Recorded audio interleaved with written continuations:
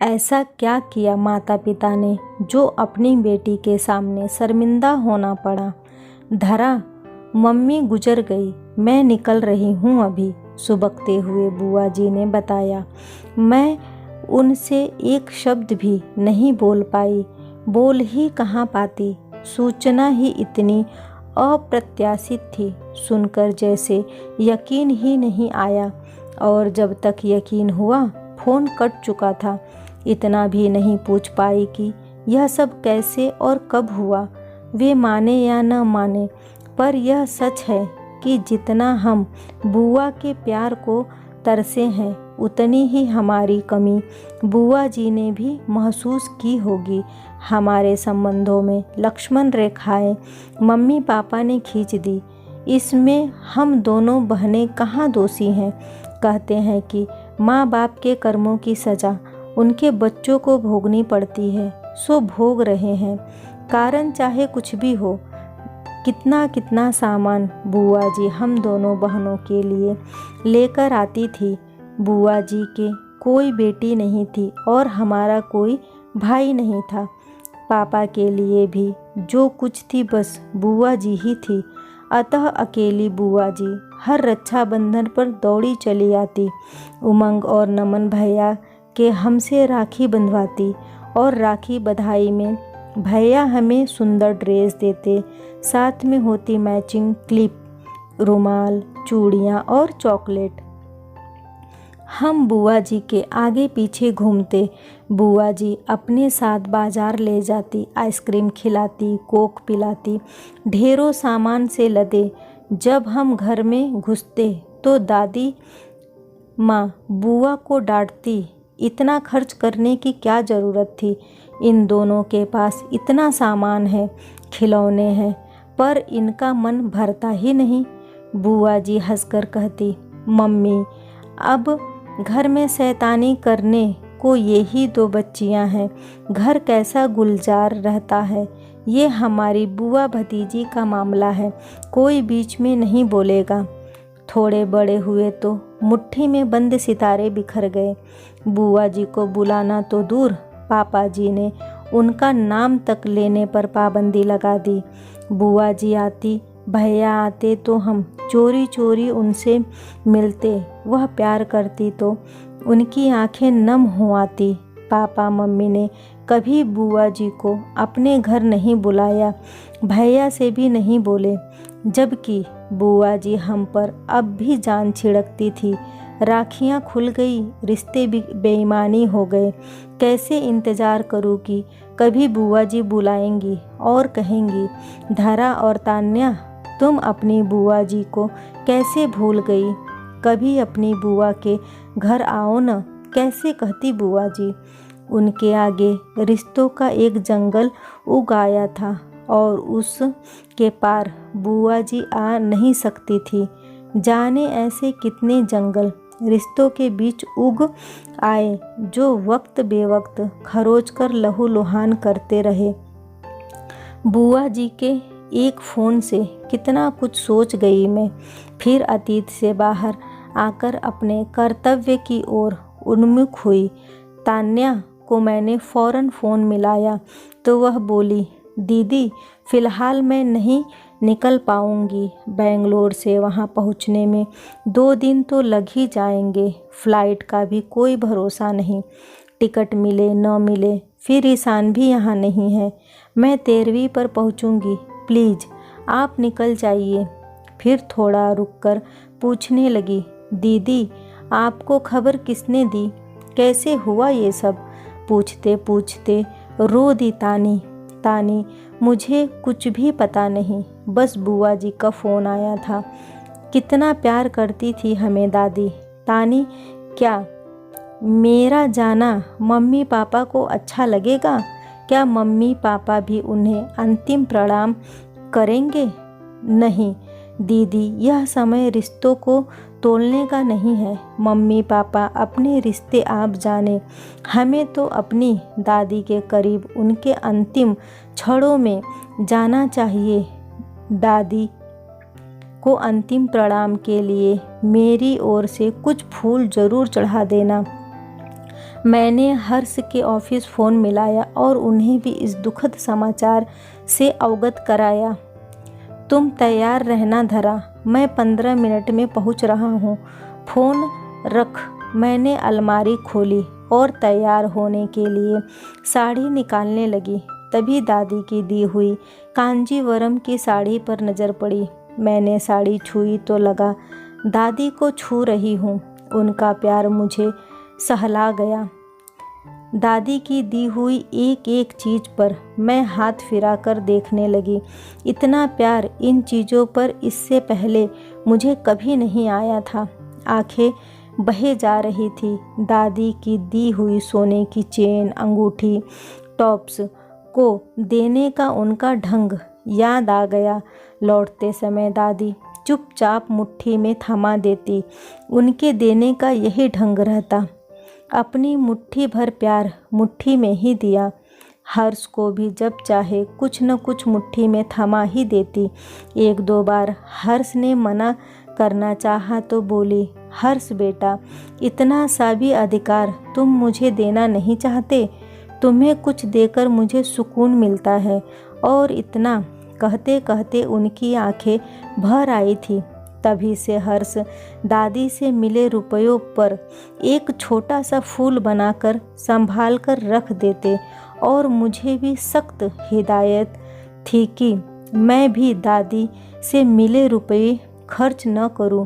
मुझे नहीं पता कि मम्मी पापा का झगड़ा दादा दादी से किस बात पर हुआ। बस धुंधली सी याद है। उस समय मैं 6 साल की थी। पापा दादी माँ से खूब लड़े झगड़े थे और उसी के बाद अपना सामान ऊपर की मंजिल में ले जाकर रहने लगे थे। इसके बाद ही मम्मी पापा ने दादी और दादा के पास जाने पर रोक लगा दी। यदि हमें उनसे कुछ लेते देख लेते तो छीनकर कूड़े की टोकरी में फेंक देते और दादी को खूब खरी खोटी सुनाते। दादी ने कभी उनकी बात का जवाब नहीं दिया। जब पापा कहीं चले जाते और मम्मी आराम करने लगती तो हम यानी मैं और तानी चुपके से नीचे उतर जाती। दादी हमें कलेजे से लगा लेती और खाने के लिए हमारे पसंद की चीज़ें देती। बाजार जाती तो हमारे लिए पेस्ट्री अवश्य लाती, जिसे पापा मम्मी की नज़रें बचाकर स्कूल जाते समय हमें थमा देती। मम्मी पापा से शिकायत करती, पापा चाटे लगाते और कान पकड़कर प्रॉमिस लेते कि अब नीचे नहीं जाएंगे और हम डर कर प्रॉमिस कर लेती। लेकिन उनके घर से निकलते ही मैं और तानी आँखों आँखों में इशारा करती और खेलने का बहाना कर दादी के पास पहुंच जाते। दादी हमें खूब प्यार करती और समझाती। अच्छे बच्चे अपनी मम्मी पापा का कहना मानते हैं। तानी गुस्से से कहती, वह आपके पास आने नहीं देते, हम तो यहाँ ज़रूर आएंगे। क्या आप हमारे दादा दादी नहीं हो? क्या आपके बच्चे आपकी बात मानते हैं जो हम माने? दादी के पास हमारे इस सवाल का कोई उत्तर नहीं होता था। दादी के एक तरफ मैं लेटती, दूसरी तरफ तानी और बीच में वह लेटती। वह रोज़ हमें नई कहानियाँ सुनाती, स्कूल की बातें सुनाती और जब पापा छोटे थे तब की ढेर सारी बातें बताती। हमें बड़ा आनंद आता। दादाजी की जेब की तलाशी में कभी च्युइंगम, कभी जेली और कभी टॉफ़ी मिल जाती, क्योंकि दादाजी जानते थे कि बच्चों को जेबों की तलाशी लेनी है और उन्हें निराश नहीं होने देना है। उसके मतलब का कुछ तो मिलना चाहिए। दादी झगड़ती हुई दादाजी से कहती, तुमने टॉफ़ी चॉकलेट खिला खिला कर इनकी आदतें खराब कर दी है। ये तानी तो सारा दिन चीज़ मांगती रहती है। देखते नहीं बच्चों के सारे दांत खराब हो रहे हैं। दादाजी चुपचाप सुनते और मुस्कराते रहते। तानी दादी की नकल करती हुई घुटनों पर हाथ रखकर उनकी तरह कराहती। कभी पलंग पर चढ़ कर बिस्तर गंदा करती। तानी तू कहना नहीं मानेगी, तो तेरी मैडम से शिकायत करूँगी, दादी झिड़कती हुई कहती। मैडम मुझसे कुछ कहेगी ही नहीं क्योंकि वह मुझे प्यार करती है, तानी कहती जाती और दादी को चिढ़ाती जाती। दादी उसे पकड़ लेती और गाल चूमकर कहती, प्यार तो तुझे मैं भी बहुत करती हूँ। सर्दियों के दिनों में दादी हमारी जेबों में बादाम, काजू, किशमिश, पिस्ता, रेवड़ी, मूंगफली कुछ भी भर देती। स्कूल बस में हम दोनों बहनें खुद भी खाती और अपने दोस्तों को भी खिलाती। तानी और मुझे साड़ी बांधने का बड़ा शौक़ था। हम दादी की अलमारी में से साड़ी निकालती और खूब अच्छी सी पिनअप कर के साड़ी बांधती। हम शीशे में अपने को देखकर खूब खुश होते। दादी हमारे कान कब छिदेंगे, हम टब कब पहनेंगे, तुम थोड़ी और बड़ी हो जाओ, मेरे कंधे तक आ जाओ तो तुम्हारे कान छिदवा दूंगी और तुम्हारे लिए सोने की बाली भी खरीद दूंगी। दादी की बातों से हम आश्वस्त हो जाती और रोज़ अपनी लंबाई दादी के पास खड़ी होकर नापती। एक बार दादाजी और दादी मथुरा घूमने गए। वहाँ से हमारे लिए जरी गोटे वाले लहंगे लेकर आए। हम लहंगे पहनकर टेप चलाकर खूब देर तक नाची और वह दोनों तालियां बजाते। दादी ऊपर छत पर चलो खेलेंगे, मेरे घुटने दुखते हैं, कैसे चढ़ पाऊंगी। दादी आपको चढ़ना नहीं पड़ेगा, हम आपको ऊपर ले जाएंगी। वह कैसे बिटिया? उन्हें आश्चर्य होता। एक तरफ से दीदी हाथ पकड़ेंगी, एक तरफ से मैं, बस आप ऊपर पहुंच जाओगी। तानी के ऐसे लाड भरे उत्तर पर दादी उसे गोद में बिठाकर चूम लेती। दादी का कोई भी बॉल पेन तानी न छोड़ती, वह कहीं भी छिपा कर रखती। तानी निकाल कर ले जाती। दादी डांटती तब तो दे जाती, लेकिन जैसे ही उनकी नज़र बचती बॉल पेन फिर गायब हो जाती। वह अपने बॉल पेन के साथ हमारे लिए भी खरीद कर लाती, पर दादी के हाथ में जो कलम होती हमें वही अच्छी लगती। हम उन दोनों के साथ कैरम व लूडो खेलती, खूब चीटिंग करती। दादी देख लेती और कहती कि चीटिंग करोगी तो नहीं खेलूँगी। हम कान पकड़कर सॉरी बोलती। दादाजी इतनी अच्छी तरह स्ट्रोक मारते कि एक साथ 4-4 गोटियां निकालते। हाय दादाजी, इस बार भी आप ही जीतेंगे। माथे पर हाथ तक रखकर मैं कहती। तभी तान्या दादाजी की गोटी उठाकर खाने में डाल देती। चीटिंग चीटिंग, दादी कहती। ओह दादी, अब खेलने भी दो, बच्चे तो ऐसे ही खेलेंगे ना। सभी तानी की प्यारी सी बात पर हंस पड़ते। दादी आपके घुटने दबाऊं, देखो दर्द अभी कैसे भागता है। तानी अपने छोटे छोटे हाथों से उनके घुटने सहलाती। वह गदगद हो उठी। अरे बिटिया, तूने तो सचमुच मेरा दर्द भगा दिया।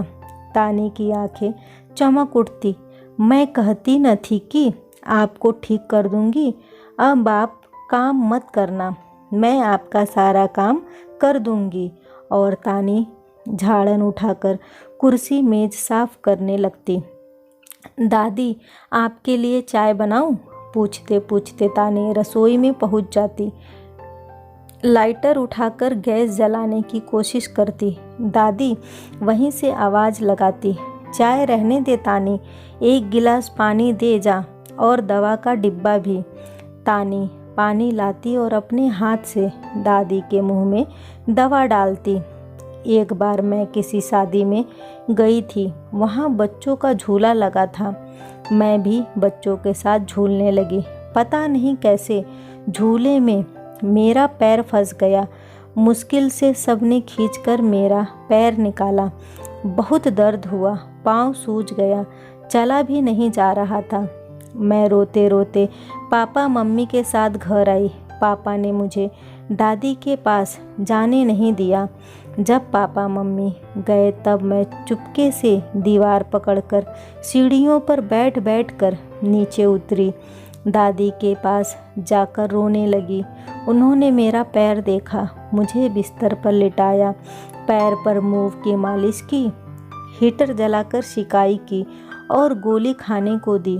थोड़ी देर बाद दादी की प्यार भरी थपकियों ने मुझे उनकी गोद में सुला दिया। कितनी भी कड़वी दवा हम दादी के हाथों हंसते हंसते खा लेती थी। मेरा या तानी का जन्मदिन आता तो दादी पूछती, क्या चाहिए तुम दोनों को? हम अपनी ढेरों फरमाइशें उनके सामने रखते। वह हमारी फरमाइशों में से एक एक चीज़ हमें ला देती और हम पूरा दिन दादी का दिया गिफ्ट अपने से अलग न करती। बचपन इसी प्रकार गुजरता रहा। नानी के यहाँ जाने पर हमारा मन ही न लगता। हम चाहती कि हम दादी के पास रहें, पर मम्मी हमें खींचकर ले जाती। हम वहाँ जाकर दादाजी को फ़ोन मिलाते, दादाजी हमारा मन नहीं लग रहा, आप आकर ले जाइए। सारे बच्चे नानी के यहाँ खुशी खुशी जाते हैं, नानी खूब प्यार करती है, पर तुम्हारा मन क्यों नहीं लग रहा? दादाजी समझाते हुए पूछते, दादाजी हमें आपकी और दादी की याद आ रही है। हमें न तो कोई अपने साथ बाजार लेकर जाता है, न चीज़ दिलाता है, नानी कहानी भी नहीं सुनाती, बस सारा दिन हनी व सनी के साथ लगी रहती हैं। हम क्या करें दादाजी? दादाजी रास्ता सुझाते, बेटा धरा और तानी सुनो, तुम अपने पापा को फ़ोन लगाओ और उनसे कहो कि हम आपको बहुत मिस कर रहे हैं, आप आकर ले जाओ। दादाजी की यह तरकीब काम कर जाती। हम रो रो कर पापा से ले जाने के लिए कहते और अगले दिन पापा हमें ले आते। हम दोनों लौटकर दादी और दादाजी से ऐसे लिपट जाते जैसे कब के बिछड़े हों। पापा ने हमें पढ़ने के लिए बाहर भेज दिया। हम लौटते तो दादी जी और दादी जी को इंतज़ार करते पाते। उनकी अलमारी हमारे लिए सौगातों से भरी रहती। हाई स्कूल पास करने के बाद दादाजी ने मुझे घड़ी दी थी। हम बड़े हुए तो पता चला कि केवल पेंशन पर गुजारा करते हैं। हमारा मन कहता कि हमें अब उनसे उपहार नहीं लेने चाहिए, लेकिन जब दादी हमारी मुट्ठियों में रुपए ठूस देती तो हम इनकार न कर पाते। हॉस्टल जाते समय लड्डू मठरी के डिब्बे साथ रखना दादी कभी न भूलती। दोनों बहनों का कर्णछेदन एक साथ हुआ तो दादी ने छोटे छोटे कर्णफूल अपने हाथ से हमारे कानों में पहनाए, और जब मेरी शादी पक्की हुई तो दादी हर्ष को देखने के लिए कितना तड़पी। जब नहीं रह गया तो मुझे बुलाकर बोली थी, धरा बेटा अपना दूल्हा मुझे नहीं दिखाएगी? अभी दिखाती हूँ दादी, कहकर एक छलांग में ऊपर पहुंचकर हर्ष का फ़ोटो अलमारी से निकालकर दादी की हथेली पर रख दिया था। दादी कभी मुझे तो कभी फ़ोटो को देखती, जैसे दोनों का मिलान कर रही हो। फिर बोली, हर्ष बहुत सुंदर है, बिल्कुल तेरे अनुरूप, दोनों में खूब निभेगी। मैंने हर्ष को मोबाइल मिलाया और बोली, हर्ष दादी तुमसे मिलना चाहती है, शाम तक पहुँचो। शाम को हर्ष दादी के पैर छू रहा था। मेरी शादी मैरिज होम से हुई। शादी में पापा ने दादा दादी को बुलाया नहीं तो वो गए भी नहीं। विवाह के बाद मैं अड़ गई कि मेरी विदाई घर से होगी। विवश हो मेरी बात उन्हें रखनी पड़ी। मुझे तो अपने दादाजी और दादी का आशीर्वाद लेना था। दुल्हन वेश में उन्हें अपनी धरा को देखना था। उनसे किया वादा कैसे टालती। मेरी विदाई के समय दादाजी और दादी उसी प्रकार बाहरी दरवाजे पर खड़े थे जैसे स्कूल जाते समय खड़े रहते थे। मैं दौड़कर दादी से लिपट गई। दादाजी के पाँव छूने झुकी तो उन्होंने बीच में ही रोककर गले से लगा लिया। दादी ने सोने का हार मेरी मुट्ठी में थमा दिया और सोने की एक गिन्नी हर्ष की मुट्ठी में। जब भी मायके जाती दादी से सौगात में मिले कभी रिंग, कभी टॉप्स, कभी साड़ी मुट्ठी में दबाए लौटती। दादी ने मुझे ही नहीं तानी को भी खूब दिया। उन्होंने हम दोनों बहनों को कभी खाली हाथ नहीं आने दिया। कैसे आने देती? उनका मन प्यार से लबलबा भरा था। वह खाली होना जानती ही न थी। उनके पास जो कुछ अपना था सब हम पर लुटा रही थी। मम्मी पापा देखते रह जाते। हमने उनकी बातों को कभी अहमियत नहीं दी, बल्कि मूक विरोध ही करते रहे। अरे धरा, तुम अभी तक तैयार नहीं हुई? अलमारी पकड़े क्या सोच रही हो? हर्ष बोले तो मैं जैसे सोते से जागी। हर्ष, मेरी दादी चली गई, मुट्ठी भरा प्यार चला गया। अब कौन मेरी और तुम्हारी मुट्ठियों में सौगात ठूसेगा? कौन आशीर्वाद देगा? मैं दादी को निर्जीव कैसे देख पाऊंगी? हर्ष के कंधे पर सिर रखकर रोने लगी। मैं जब हर्ष के साथ वहां पहुंची तो लगभग सभी रिश्तेदार आ चुके थे। दादी के पास बुआ जी तथा अन्य महिलाएं बैठी थी। मैं बुआ जी को देखकर फूट फूट कर रो पड़ी। रोते रोते ही पूछा, बुआ जी, मम्मी पापा? बुआ जी ने न में गर्दन हिला दी। मैं दंदनाती हुई ऊपर जा पहुंची। मेरा रोदन, क्षोभ और क्रोध बनकर फूट पड़ा। आप दोनों को मम्मी पापा कहते हुए आज मुझे शर्म आ रही है। पापा, आपने तो अपनी माँ के दूध की इज्जत भी नहीं रखी। एक माँ ने आपको 9 महीने अपनी कोख में रखा, आज उसी का ऋण आप चुका देते। और मम्मी, जिस माँ ने अपना कोख जाया आपके आंचल से बांध दिया, अपना भविष्य, अपनी उम्मीदें आपको सौंप दी, उन्हीं के पुत्र के कारण आज आप माँ का दर्जा पा सकी। एक औरत होकर औरत का दिल नहीं समझ सकी। आप आज भी उन्हीं के घर में रह रही हैं।